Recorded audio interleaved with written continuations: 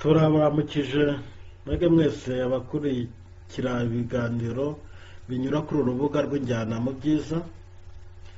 Uyu munsi nabateguriye ikiganiro gifite insanganyamatsiko igira iti iki nacyo kiri mu bisenya ingo. Ni ikiganiro kiri mu rwego rw'ibiganiro bijyanye n'intego ya gatatu y'urubuga rw'injyana mu byiza, ariyo guharanira gusangira amakuru n'ubumenyi by'ibanze byafasha mu iterambere y'imibereho myiza ya muntu. Mu biganiro byatambutse akenshi twagiye tugaruka ku nshingano eshatu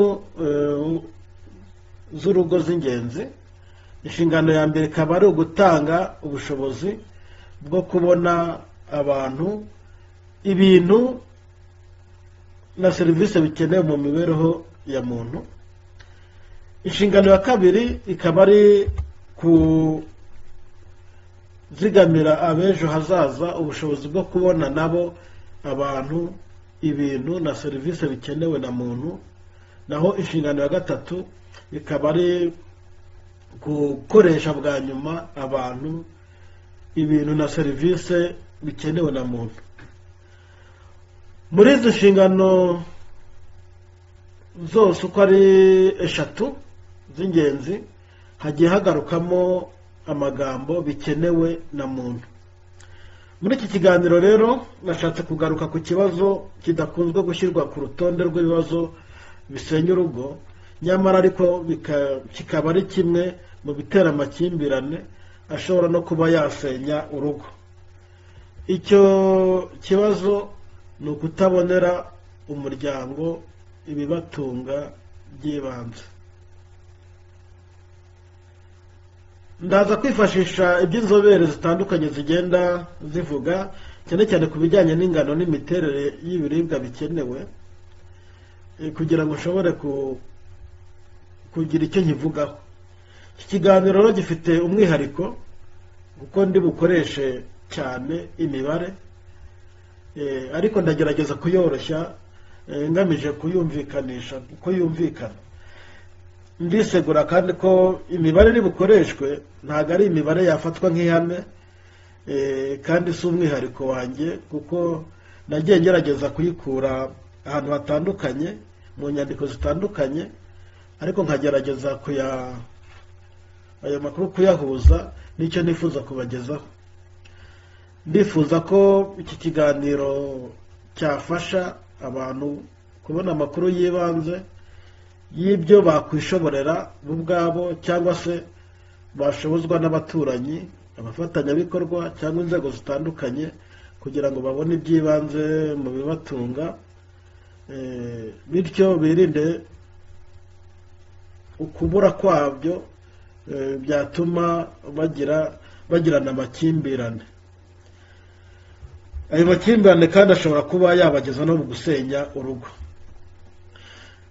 Twakwibaza rero ngo agaciro k'ibizakoreshwa k'ibikenewe kaba kangana burya n'agaciro k'ibizaboneka.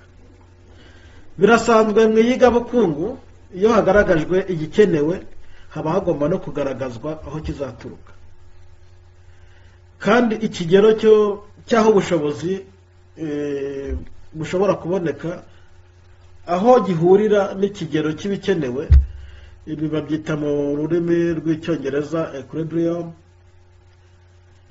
Aho ngaho aho bihurira, aho ubushobozi bwo kubona, aho ibikenewe, ingano y'ibikenewe ihurira n'ubushobozi bwo kubona bw'aho byaturuka, icyo gihe niho ho kwitabwaho cyane, kuko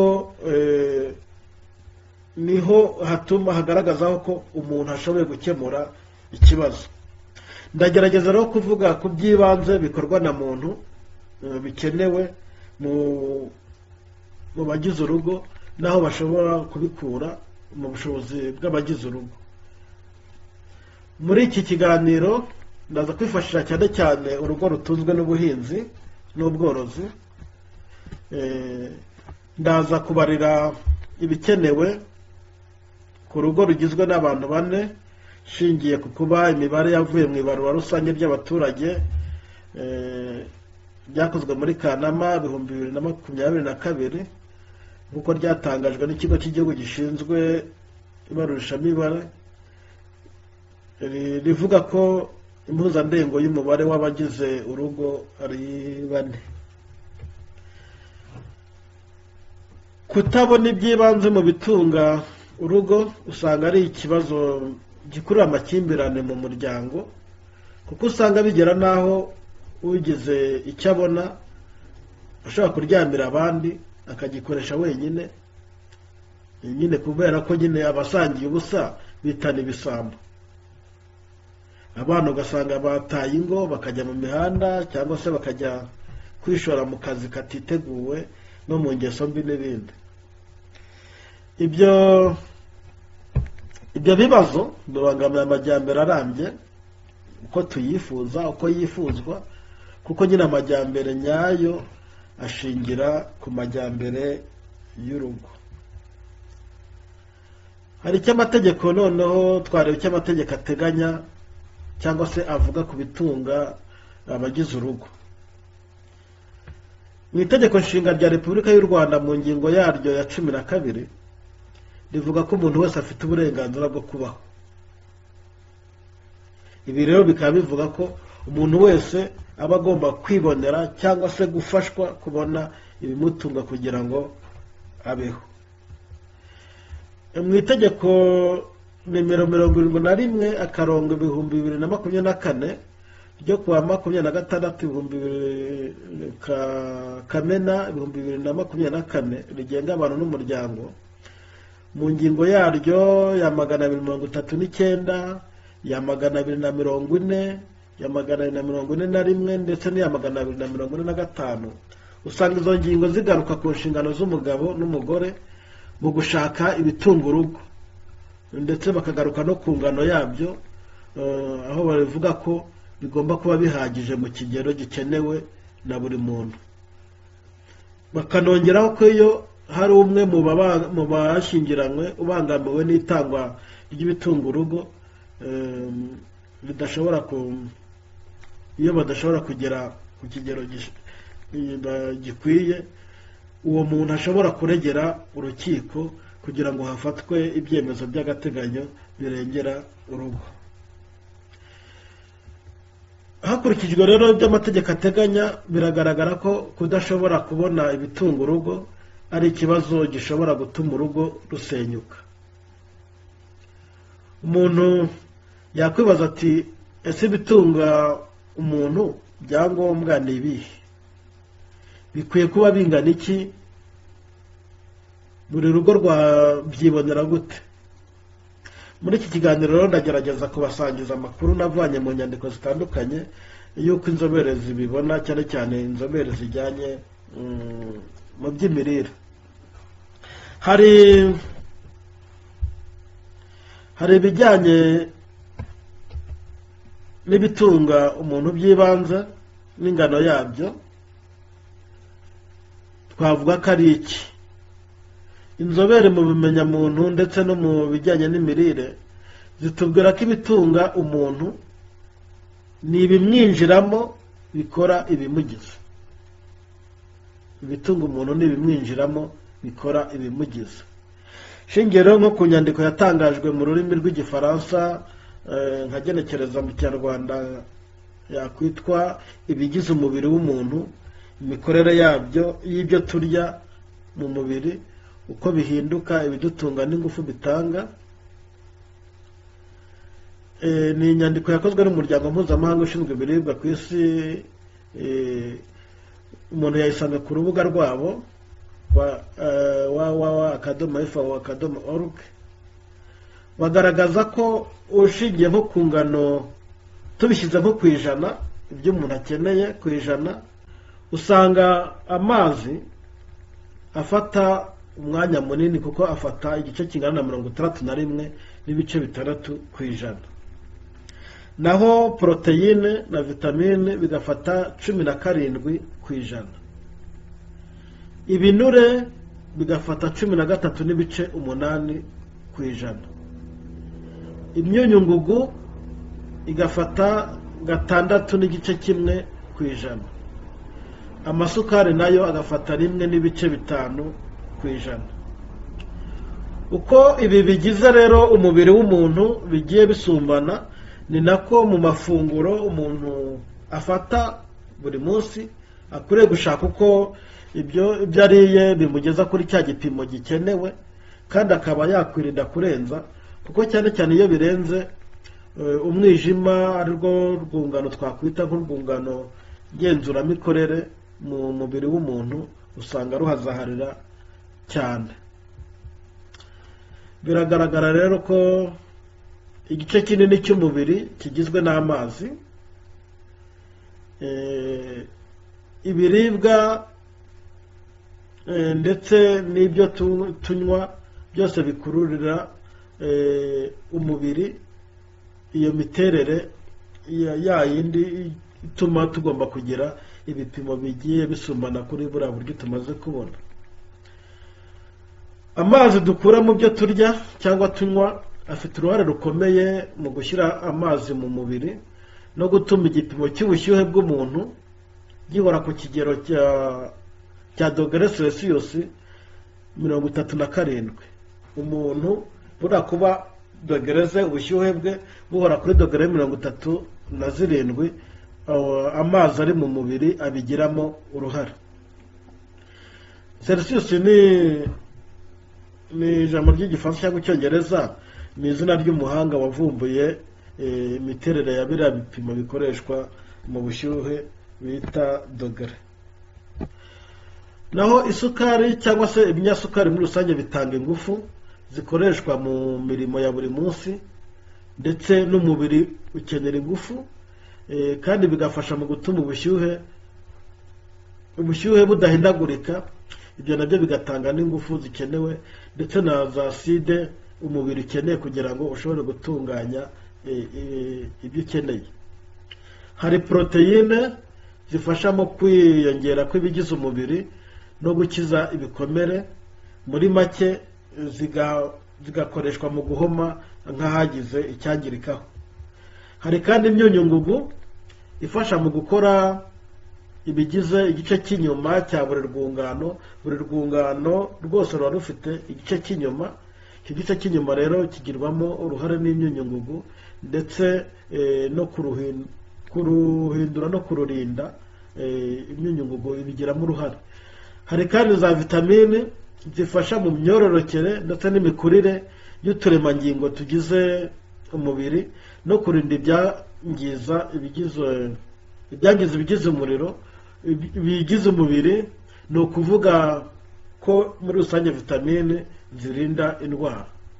Hari kandi n'ibiribwa bigizwe n'uturemangingo tutinjirirwa n'ibindi, ku buryo ibyo biribwa bitanga ibyangombwa bituma ibindi bintu bibasha koroshya inzira y'ibiribwa bigana mu bice bitandukanye by'umubiri.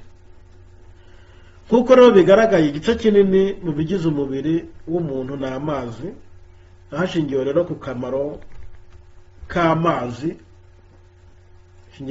k'amazi, rwose, kandi ayo mazi tukaba tuyakura mu byo turya ndetse n'ibyo tunywa.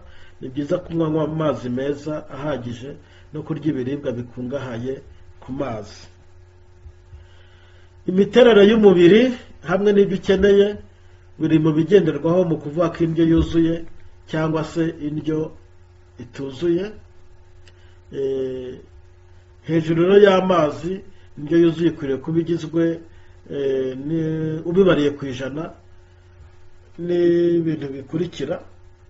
Icya mbere ni uko igomba kuba igizwe na 50% ari ibitera imbaraga. 50% ari ibitera imbaraga, naho 25% ari ibyubaka umubiri, ndetse na 25% bikaba ari ibirinda indwara. Ni ukuvuga ko muri rusange ingano y'ibitera imbaraga nk'uko bigaragara yikubye kabiri, haba mu kubyubaka umubiri ndetse haba no kubitera imbaraga. Umuntu yakwibaza ati kuki ibitera imbaraga ari byo byinshi kandi bikomoka he? ibitera imbaraga nibyo byinshi kubera ko ari byo bitanga ingufu ibice byose by'umubiri bikenera. Ibice by'umubiri byose bikenera imbaraga, izo mbaraga rero zitangwa ziva mu bitera imbaraga. Izo ngufu zibarwa hakoreshejwe igipimo cyitwa kilokalori. Kilokalori mu magambo ahinnye bakandika K na C na A na R mu magambo ahinnye. Iyo urebye abanzobere nyinshi zihuza ku kuba umuntu akenera kilokalori ziri hagati y'igihumbi 600 n'ibihumbi 3 ku munsi. Kandi kilokalori ni iki? Kilokalori imwe ni ingano y'ingufu z'ubushyuhe zakoreshwa kugira ngo garama imwe y'amazi izamukeho dogere imwe y'ubushyuhe kuri cya gipimo cya Celsius. Ni ukuvuga ngo ingufu zikoreshwa kugira ngo garama imwe y'amazi izamukeho dogere imwe y'ubushyuhe, icyo ngicyo nicyo bita kilokalori. Inzobere rero zitandukanye zihuriza ku kuba umuntu akenera nibura kilokalori ziri hagati y'igihumbi na 600 n'ibihumbi 3 ku munsi nk'uko nawe twabivuze, kandi akaba izo nguzo azivana mu biribwa bitandukanye. Ikigereranyo fatizo rero cy'uko kilokalori ziboneka twareba nazo ni uko kilokalori garama imwe y'ibinyasukari bavuga ko itanga kilokalori 4, garama imwe ya poroteyine igatanga kilokalori nayo 4, garama imwe ya vitamine igatanga kilokalori 4, garama imwe ya rukoro yo mu nzoga cyangwa mu biribwa igatanga kilokalori 7, naho garama imwe y'ibinyamavuta igatanga kilokalori 9. Ingano rero ya garama z'ikiribwa runaka umuntu afashe zimubyarira mu mubiri we kilokalori zikubye inshuro 4 ku binyamasukari no ku byubaka umubiri ndetse no kuri vitamine, zikazamubyarira inshuro 7 kuri alukoro ndetse n'inshuro 9 ku mavuta. Ku biribwa rero bikorerwa mu nganda aho akenshi bashyiraho akanyandiko kagenda kagaragaza ibikubiye muri icyo kiribwa. Hano twafata nk'urugero, dufashe nk'urugero tugafata nk'ikiribwa cyanditseho ko harimo ibinyasukari, isukari ya garama 32, byaba bivuga ko harimo kilokalori 4 inshuro 32, kuko twabonye ko nyine ibinyasukari ari inshuro 4. Noneho inshuro 32 bikaba bivuga ko haba harimo kilokalori 128.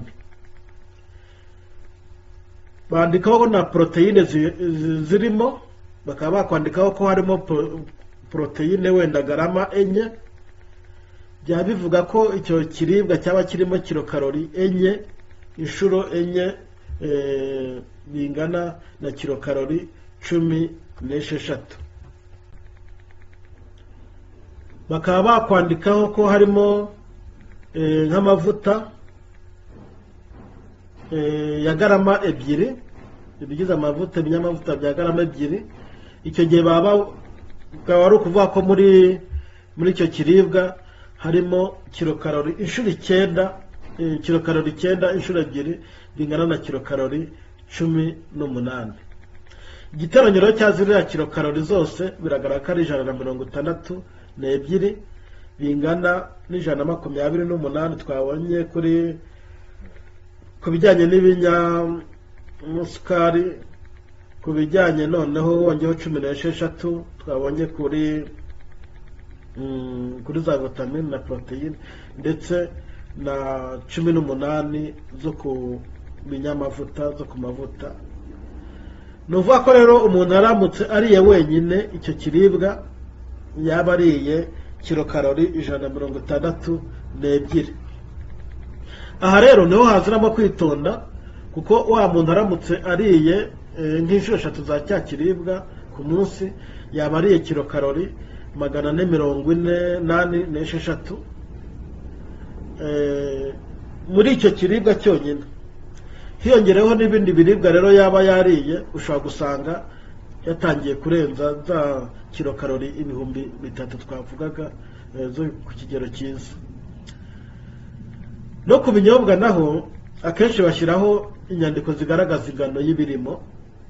Abefate ko wenda haba uriya muntu yaba yongeyeho ikinyobwa gifite litiro, gifite wenda alukoro, handitseho ko alukoro ari 5%. Duhereye ku ijanisha rya alukoro riboneka mu kinyobwa, bavuga ko rirajanisha rya alukoro riboneka mu kinyobwa runaka riba ringana na mililitiro za alukoro ziri muri litiro y'icyo kinyobwa. Nuvuga ngo niba bavuze ngo 5%, ikinyobwa kirimo 5%, nuvuga ko muri litiro y'icyo kinyobwa haba harimo mililitiro 5 za alukoro. Bityo rero kugira ngo umenye nk'ingano ya alukoro umuntu yaba yafashe, wafata iryo janisha ryayo ugakuba ingano y'ikinyobwa umuntu arimo arafata. Nk'urugero, dufashe nk'urugero ahangaha, nk'umuntu urimo arafata ikinyobwa gifite santilitiro 75, byaba bivuga ko ari 0.75 bya litiro, kandi hakaba handitseho ko icyo kinyobwa gifite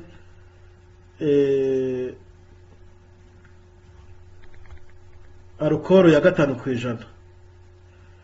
Uriya muntu yaba arimo arafata alukoro ingana na mililitiro 5 inshuro 0.75, bikaba byangana na mililitiro 3 za alukoro. Ni ukuvuga ngo urebye ni hafi mililitiro 4 za alukoro yaba arimo arafata ukubyerera biriya bice. Ku bijyanye no gushaka kumenya kilokalori yaba afashe, ubushakashatsi bwo buvuga ko ku bijyanye na mililitiro 1 ya alukoro iba ifite akenshi ibice 789 bya garama.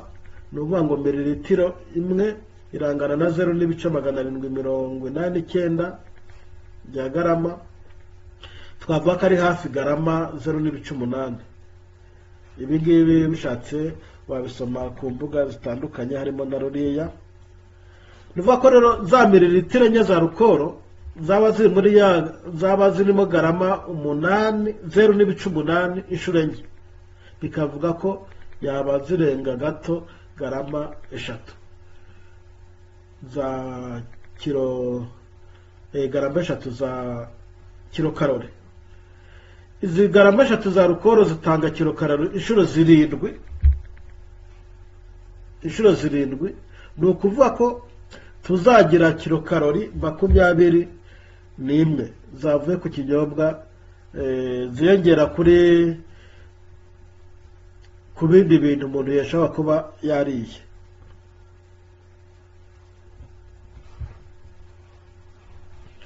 Umuntu yakwibaza ngo se kurenza ziriya kilokalori 3000 ku munsi ni ikibazo?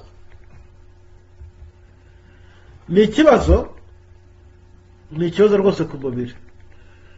Imana mu kurema umuntu yamuhaye urwungano ngenzuramikorere rwitwa umwijima. Uwo mwijima rero iyo kiriya gipimo kirenze, utangira guhangana n'ibirengaho byose. Umwijima uhangana nabyo, ugahangana nabyo mu kubibika, cyane cyane ubibika mu gukora ibinure. Ibi binure nibyo bigenda byihoma ahantu, ugasanga hamwe na hamwe byihomye ku ngingo, byihomye mu miyoboro y'amaraso, byihomye ku nda, ugasanga umuntu yazanye ibicece n'ibindi. aho ingingo zihurira no nko mu mavi, mu nkokora n'ahandi. Ibyo rero biziba inzira z'umwuka winjiraga mu bice by'umubiri, amaraso ntashobore kugenda neza, umuntu akaba yarwara indwara z'umuvuduko ukabije, rubagimpande, diyabete n'izindi ndwara zitandukanye. Twabonye kandi ko umuntu muri rusange akenera ibiribwa bigizwe na 50% by'ibitera imbaraga, biboneka cyane cyane ku bihingwa byiganjemo ibinyamasukari nk'umuceri, ibigori, ibitoki n'ibindi bikomoka ku matungo nk'amavuta n'ibindi. Hakaba nanone 25% by'ibyubaka umubiri bikomoka mu bihingwa nk'ibishyimbo, amashaza ndetse no ku matungo nk'inyama, amata, na 25% by'ibirinda indwara biboneka cyane ku bihingwa nk'imboga n'imbuto no mu bikomoka ku matungo nk'amagi n'amata. Ibi byose kandi bikaba bigomba gufatwa hanatekerezwa ku kamaro kabyo, cyane cyane ko bigomba gufatwa ku kigero cya karori umuntu akeneye ku munsi kidakwiye kurengwa cyangwa se ngo kijye munsi cyane y'ibikenewe. Ahangaha rero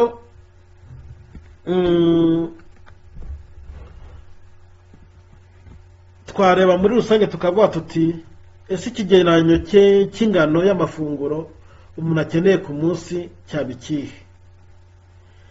Ikigereranyo cy'ifunguro ry'umunsi inzobere nyinshi usanga zihurira ko riri hagati ya garama 800 na garama 1000 ku munsi. Dufatiye rero ku kigero cya garama 800 yaba rigizwe na garama 400 z'ibitera imbaraga, garama 200 z'ibyubaka umubiri na garama 200 z'ibirinda indwara. Muri iki kiganiro have dufatire ibipimo byacu kuri kira gipimo kiza cyo hejuru kingana na kilokalori 3000, maze dushobore kureba nk'uko twabibonye kuri buri haba ku biriya byaba ibitera imbaraga ndetse n'ibitera n'ibyubaka umubiri n'indwara bigenda bitanga kilokalori 4 kuri garama. Umuntu rero yakwibaza ati kilokalori zigize ifunguro ryuzuye ku muntu ku munsi kigereranyo cyaba ari ikihe? Hari kilokalori 1600 z'ibitera imbaraga zikomoka nyine kuri ku nshuro enye za garama 400 z'ibitera imbaraga umuntu aba yafashe. Hakaba nanone kilokalori 800 z'ibyubaka umubiri zikomoka kuri za nshuro enye ku nshuro enye za garama 200 z'ibyubaka umubiri. Hakaba na kilokalori 800 nanone z'ibirinda indwara nazo zikomoka ku nshuro enye za garama 200 z'ibirinda indwara. Igiteranyo rero turabona ko ari kilokalori 3200, zikaba zirenga gato mu mibare ku bijyanye na za zindi twavuze umuntu akeneye by'ibanze arizo 3000. Ahangaha rero ikiza kirimo nuko kuziva mu biribwa nta mpungenge ziba zikwiriye kubaho. Abashakashatsi batuvuga ko nta mpungenge ziba zikwiriye kubaho kubera ko akenshi ibikenewe byose byafungura akenshi hari igihe riba ritarifite ibikenewe byose byatuma koko ziraka kilokalori zuzura nka kuriya mu mibare. Iki nanone nuko kuba intungamubiri zikomoka ku biribwa zinjira mu igogora zikinjira buhoro buhoro bituma hinjira buhoro buhoro zikenewe n'umwijima, mbese ntizitungura umwijima. Gusa birasaba kwirinda kurenzaho ibindi bintu by'umurengera cyane cyane nk'isukari n'amavuta byakorewe mu nganda, kubera ko ibyakorewe mu nganda iyo bigeze mu mubiri mu gifu bihita byinjira mu maraso. Batubwira ko bihita byinjira mu maraso bikinjira mu mubiri bitagiye buhoro buhoro.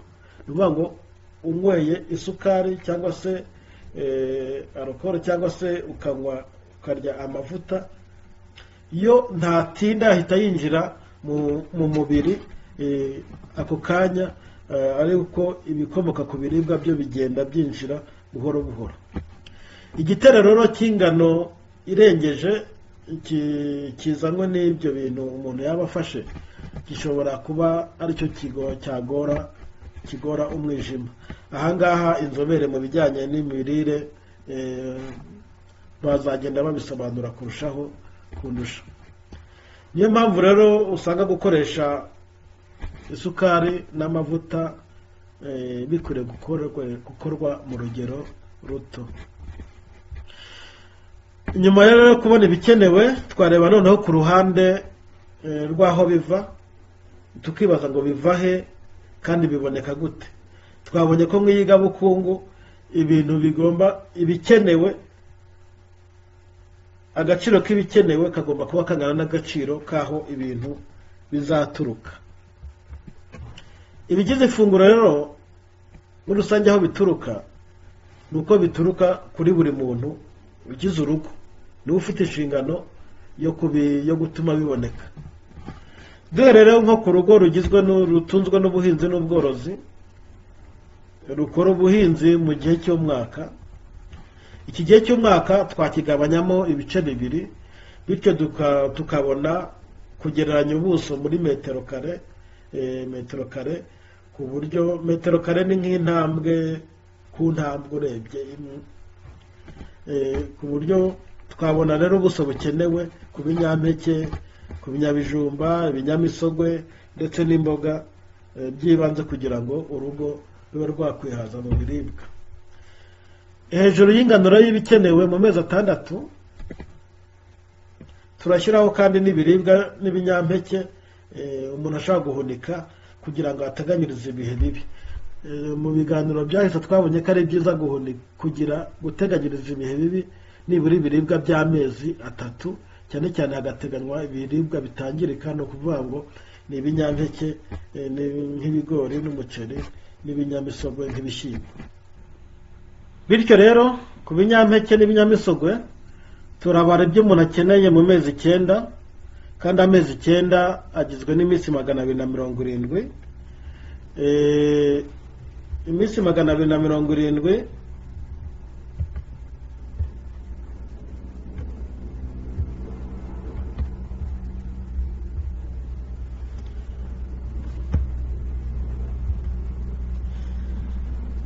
bityo rero ku binyampeke n'ibinyamisogwe turabara ibyo umuntu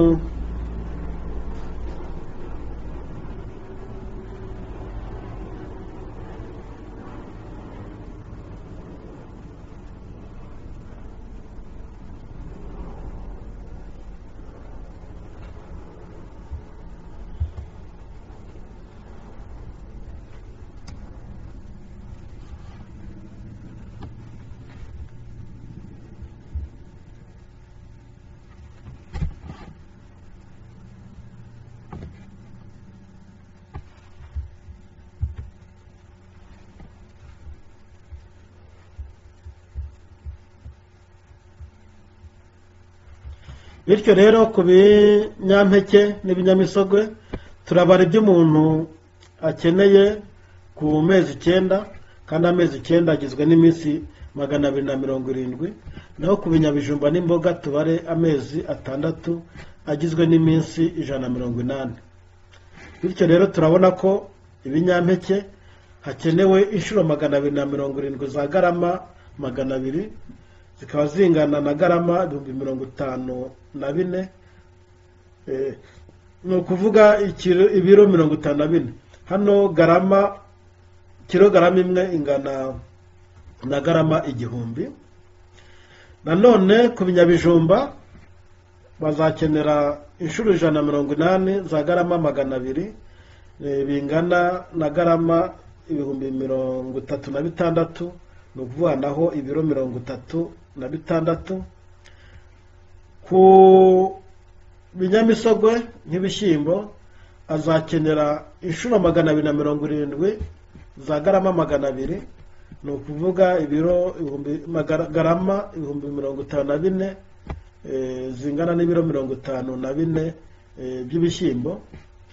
Ku mboga azakenera imboga zingana n'inshuro 180 za garama 200 bingana na garama 36,000, ni ukuvuga ibiro 36. Mu kubara rero ikigereranyo cy'ubuso bukenewe duhereye ku burumbuke bw'ibihingwa kuri hegitari, ku binyampeke turifashisha ibigori kuko usanga ari byo umuhinzi ashobora guhita yitunganyiriza. Ku binyabijumba naho dufate nko ku myumbati kuko ariho ari ishobora kuzigamwa igihe kirekire. Noneho ariko tunagaragaza ko byaba bimeze ku bijumba no ku binyamisogwe.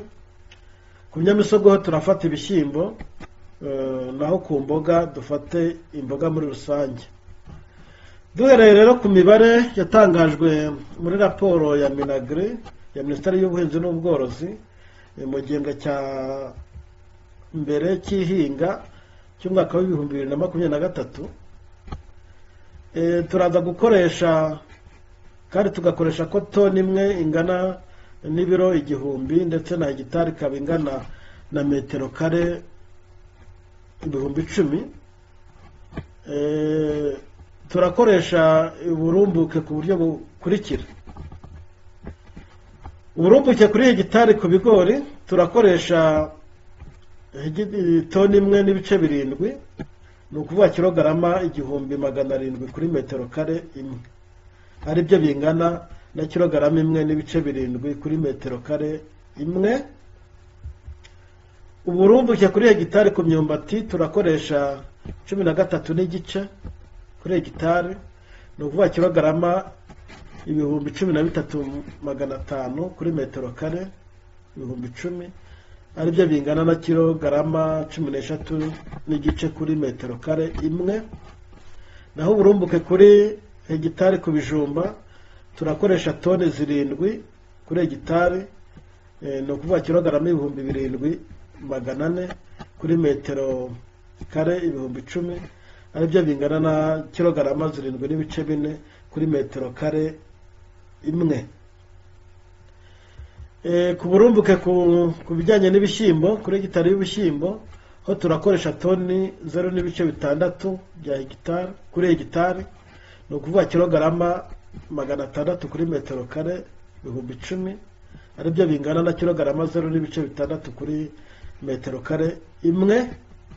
Uburumbuke kuri hegitari ku mboga dukoresha toni 8 n'igice kimwe bingana na metero kare, ni ukuvuga toni 8,100 kuri metero kare 10,010, ari byo bingana na kilogarama 8 kuri metero kare imwe. Bityo rero kugira ngo haboneke ibitunga umuntu umwe mu mezi 6 hakenewe guhingwa nibura muri buri gihembwe cy'ihinga cya A na B cyangwa B ubuso bukurikira. Ubuso nyine bushingiye kuri bya bindi akeneye, buri muntu umwe akeneye, noneho tukabukuba dukubye na za metero kare zijye zikenewe.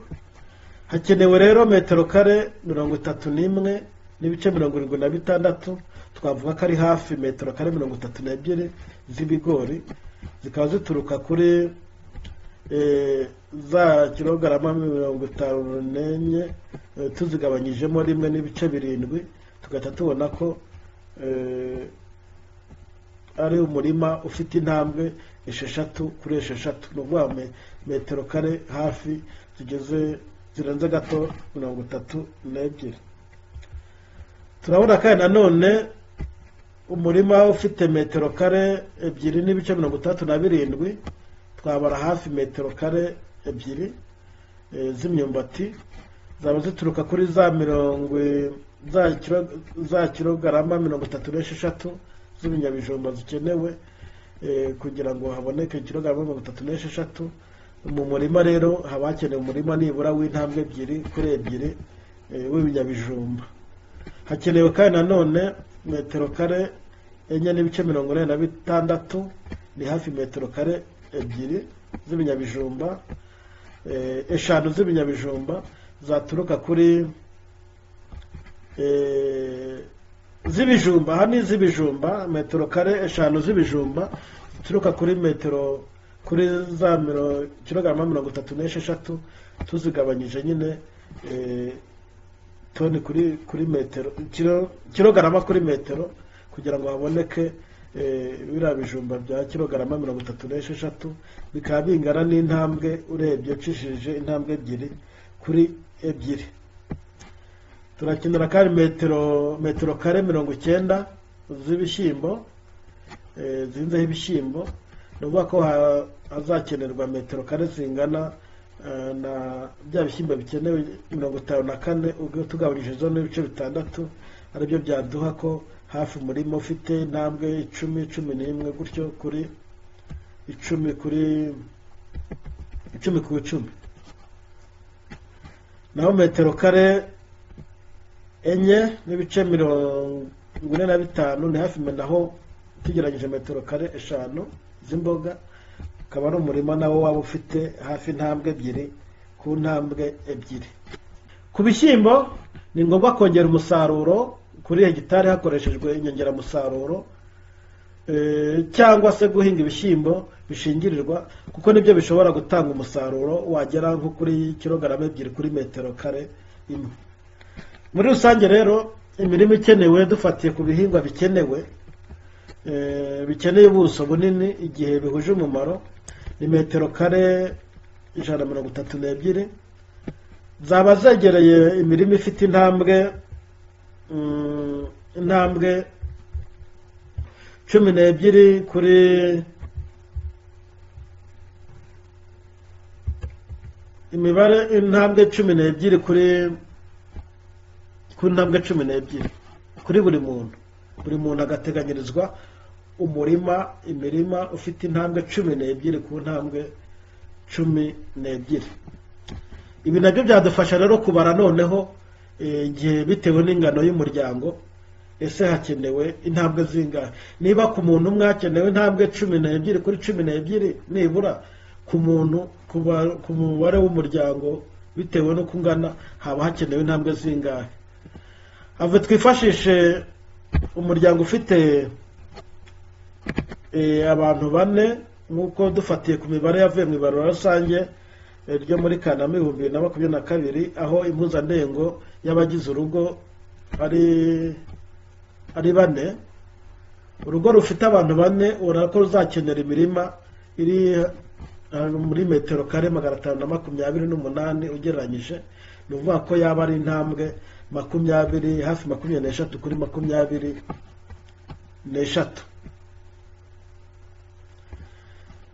Zo ntambwe 23 rero kuri 23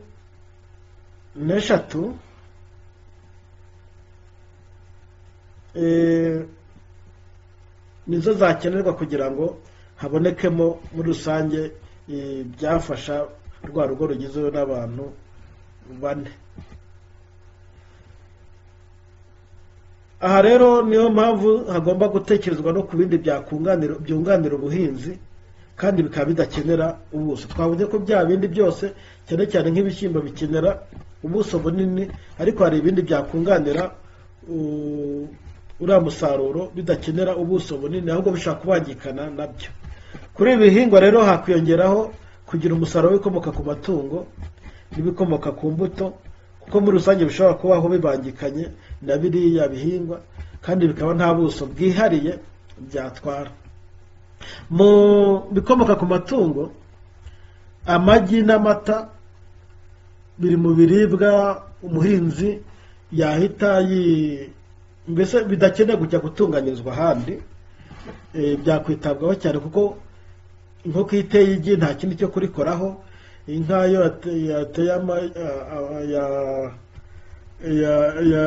yakamwe nta kindi cyo kuyakoraho usibye kuyateka, akaba yaba ikiribwa cyiza, ikinyobwa cyiza cyunganira ya mirire. Kandi nanone ni ubworozi bushobora kudatwara ahandi hantu, bushobora kubangikana na bwa buhinzi. Ava duhere nko ku bworozi bw'inka, turebe n'uruhare rw'amata muri rusange mu mirire.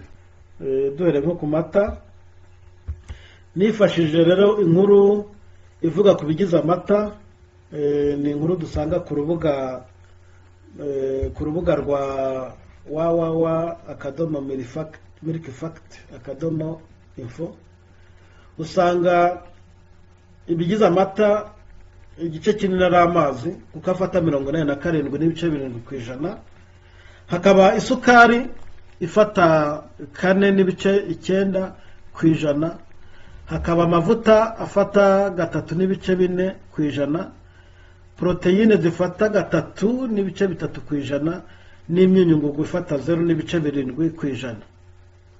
Ibi bivuga ko unyweye litiro imwe ku munsi y'amata, abanyweye hafi santilitiro 47.7 by'amazi, akanyweye santilitiro 4.9 by'iminyasukari, akaba anyweye afashe santilitiro 3.4 by'ibinyamavuta, santilitiro 3.3 za proteine, na santilitiro 0.7 za vitamine. Tutiriwe rero tujya mu guhuza ibipimo by'ibisukika ndetse n'ibipimo by'uburemere kugira ngo tumenye garama z'ibinyasukari ndetse na za proteine zirimo na vitamine, tugeranyije twafata ko nibura garama 12.3 zitanga inshuro enye za kilokalori zazo. ni ukuvuga ko kilokalori 49.2. ni ukuvuga ko rero umuntu afashe igikombe wenda cya 1/2 cya litiro, yaba afashe ziriya ntungamubiri, kandi zikaza ziyongera kuri kilokalori, zikiyongera ku byo yafashe, zikiyongeraho kilokalori hafi 25.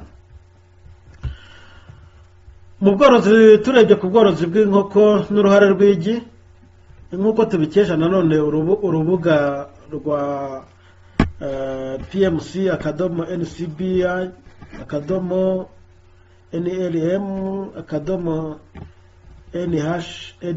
PMC/NCBI/NIH/gov, mu nyandiko bise uruhare rw'intungamubiri zigize igi ku misemburo wa cholesterol. Ahangaha twavuga ko igi rifite umumaro ukomeye cyane muri rusange, kuko rifite kilokalori nibura 78 zikomoka kuba ryifitemo proteine zingana na garama 6.29, ibinyasukari bingana na garama 0.5, n'ibinyamavuta bingana na garama 5.5. kurya rero igi rimwe rifite hafi garama 50, ukarirya hejuru yo kuba wariye ibyubaka umubiri n'ibirinda indwara, uba rwose wongejeho ingufu za kilokalori, 78. ni ukuvuga ko ikigeranyo fatizo cya garama 20 z'ibinyampeke, cyangwa se garama 20 z'ibinyamisogwe. uriye igi rimwe ni nka waba uriye nanone za garama 20 z'ibinyampeke, cyangwa se garama 20 z'ibinyamisogwe. igi rero ni ingenzi mu kunganira imirire, kubera ko rikize kuri za proteine, rikaba rizanira n'umubiri nyine za kilokalori zigeze kuri 78 nk'uko tumaze kubibona, kandi rikaba riva ku nkoko. Inkoko ikaba idakenera muri rusange ubuso bwihariye, ishobora kubangikana n'ibihingwa, nta buso bwihariye zikeneye. Tujye no ku biti by'imbuto, turebe n'uruhare rw'imbuto. Imbuto rero nazo nubwo zitandukanye mu ngano na vitamine zitanga, usanga zihuriye ku kuba zifitemo kilokalori nyinshi na vitamine nyinshi. Aha dufashe nk'umuneke, duhereye ku mibare yatangajwe ku nkuru ijyanye n'ibyo umuntu yamenya ku muneke, ni inkuru iri mu rurimi rw'igifaransa, yatangajwe ku rubuga nkoranyambaga rwabo. Umuneke ni umwe umuneke umwe munini cyangwa se twakwita ugereranyije uba wifitemo kilokalori 105. Urabona ko ari nyinshi, zikaba zikomoka ahanini kuko uba ufite garama 42 z'ibinyasukari, ukaba wifitemo vitamini nyinshi, cyane cyane vitamini ya C ndetse n'imyunyungugu nyinshi. Bigaragara ko kurenza umuneke ku mafunguro ari ukuzuza rwose indyo yuzuye. Dufashe no ku rubuto rwa avoka, nabyo nk'uko tubikesha inyandiko kuri avoka nayo yasohotse ku rubuga nkoranyambaga, ikimanyu cya avoka gifite garama 100 kiba gishobora gutanga kilokalori 160. Ubwo ku muneke twabonye ko ari 105, hano kuri avoka ni 160, zikomoka kuri garama 14 z'ibinyamavuta, garama 8 n'igice z'ibinyasukari na garama 2 za proteine. Biragaragara ko kurya avoka bizanira umubiri intungamubiri nyinshi, kandi ko ibiti bya avoka akenshi bishobora kubangikana n'ubuso bw'ibihingwa buri ku bihingwa, ndetse bishobora no kubangikana no guterwa ku mbuga abantu bafite. Tugana ku mwanzuro rero, twavuga ko muri make ibiribwa ni ngombwa kugira ngo abantu babeho, kandi abagize urugo nibo bagomba kubishaka. Kubura iby'ibanze bya buri munsi akenshi biba intandaro y'amakimbirane mu muryango ashobora kugeraho anarusenya. Abagize urugo rero bo ubwabo cyangwa bafashijwe n'abafatanyabikorwa batandukanye bafite inshingano zo kumenya ibikenewe no kubishakisha bikaboneka buri munsi. Kubera ko umubiri ufite uko wubatse, ntabwo hashaka ibibonetse byose nanone, ahubwo amafunguro akwiriye kuba yuzuye indyo yuzuye, yujuje ibisabwa kugira ngo agire indyo yuzuye. Bityo rero birakwiye rwose ko abagize urugo baganira bakamenya ikigereranyo cy'iby'ibanze bikenewe mu rugo n'ubushobozi bafite bwo kubigeraho buri munsi. Bakamenya bati dukenera ibi n'ibi n'ibi n'ibi n'ibi, kandi ubushobozi dufite twabigeraho gutya, twabigeraho niba ari abahinzi duhinze uriya murima, niba ari abakozi bakoresheje n'amafaranga angana gutya, bakamenya ubushobozi bafite bwo kuba babigeraho buri munsi. Birakwiye ko mu gutegura amafunguro hatekerezwa ko buri gihe ko indyo nziza ikwiye kuba igizwe nibura na 50% y'ibitera imbaraga, 25% by'ibyubaka umubiri na 25% by'ibirinda indwara. Ntibe yikubiwe gusa n'ibitera imbaraga cyangwa se ngo ibe yikubiwe n'ibyubaka umubiri cyangwa se ngo ibe yikubiwe wenda n'ibirinda indwara. Ikindi, mu gihe hakoreshwa isukari n'amavuta byatunganyijwe mu nganda, birakwiye ko bikoreshwa ku kigero gito, kuko byo byifitemo ubushobozi by'uko iyo bigeze mu mubiri mu nda bihita bikomeza bigana mu maraso, bikaba rero byatera umwijima gukora bidasanzwe, aribyo bitera indwara nka diyabete, umwijima, umuvuduko ukabije n'izindi ndwara. Birakwiye ko urugo igihe rutuzwe n'ubuhinzi rwaharanira kugira imirima ihinzemo ibitera imbaraga, ibyubaka umubiri n'ibirinda indwara, byateganyiza kuri buri muntu muri buri gihembwe kinini A na B. Iyo mirima nibura ikaba ifite metero kare 132, ni hafi intambwe 12 ku ntambwe 12 kuri buri muntu. Izo ntambwe zaba zigizwe na metero kare 32 z'ibinyampeke, nibura metero kare 5 ku binyabijumba, metero kare 90 ku binyamisogwe na metero kare 5 ku mboga. Ku bijyanye n'imboga, igice kinini gishobora guhingwa mu karima k'igikoni. Kugira umurima w'imboga rwose ni ibintu by'ingenzi cyane mu mirire, kuko zitanga vitamini akenshi zitaboneka ahandi. birakwiye nanone ko abagize urugo baharanira kubona ibikomoka ku matungo cyane cyane nk'amagi n'amata, borora inkoko n'inka, kuko muri rusange aya matungo adakenera ubuso bwihariye kugira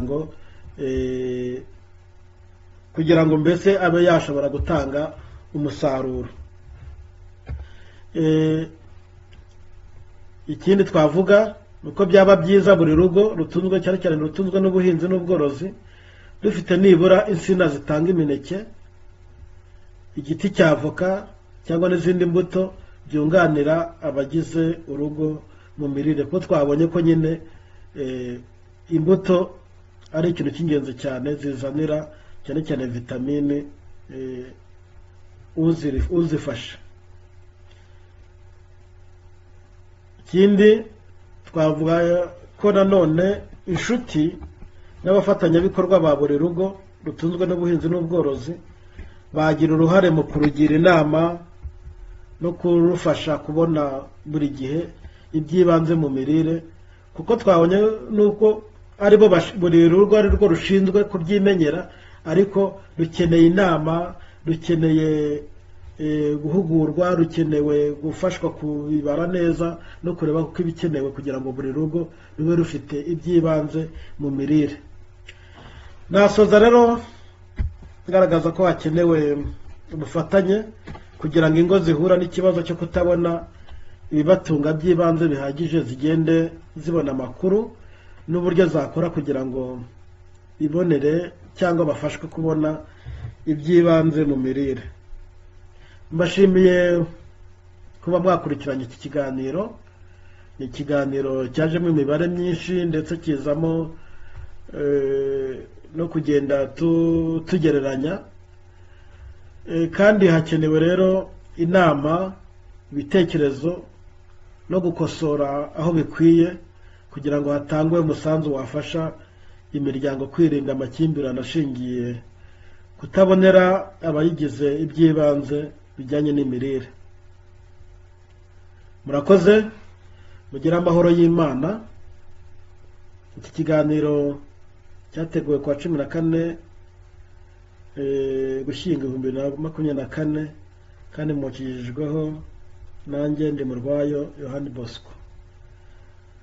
Murakoze cyane, mugire amahoro y'Imana. Bashaka kutwandikira yatwandika ku njyana mu byiza @gmail.com. Murakoze cyane.